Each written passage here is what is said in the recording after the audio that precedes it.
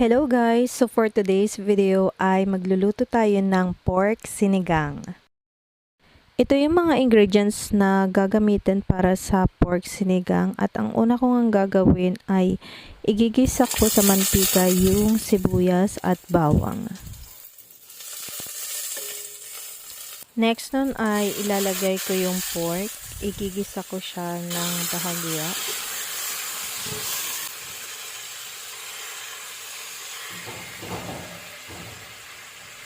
Pagkatapos nun ay lalagyan ko na ng enough water para sa pork sinigang.